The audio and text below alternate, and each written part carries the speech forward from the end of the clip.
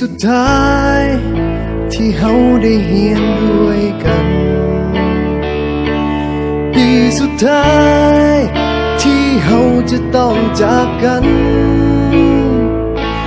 ผ่านการเฮียนผ่านวันเวลาจนทำให้เฮาได้หูจักกันได้เป็นเพื่อนกันจนวันนี้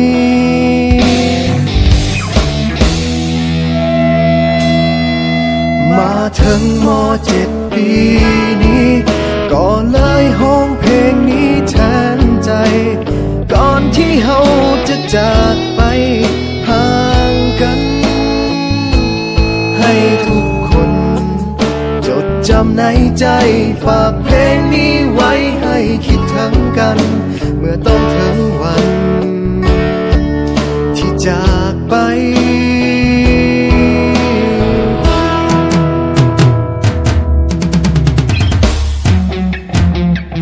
ก็เลยเขียนเพลงนี้ขึ้นมาให้ทุกคนหูไว้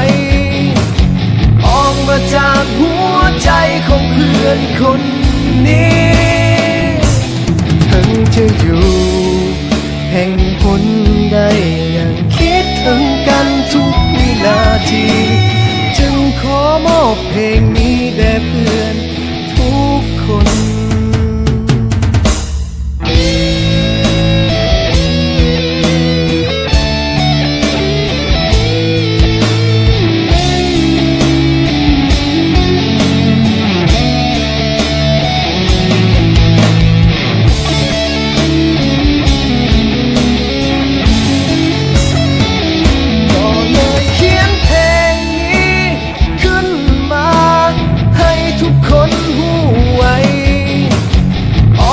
จากหัวใจของเพื่อนคน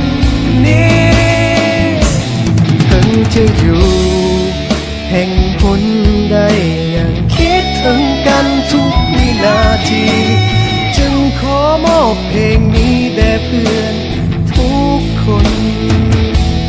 สุดท้ายนี้ที่อยากบอกเอาไว้ถึงจะอย่างใดก็ยังมีคำว่าเฮาคำว่าเพื่อนในวันนี้จะบ่มีวันเก่าพวกเฮาม.7 ปีสุดท้ายคำว่าเพื่อนในวันนี้จะบ่มีวัน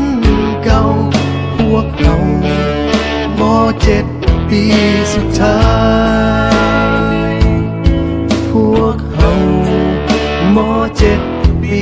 สุดท้าย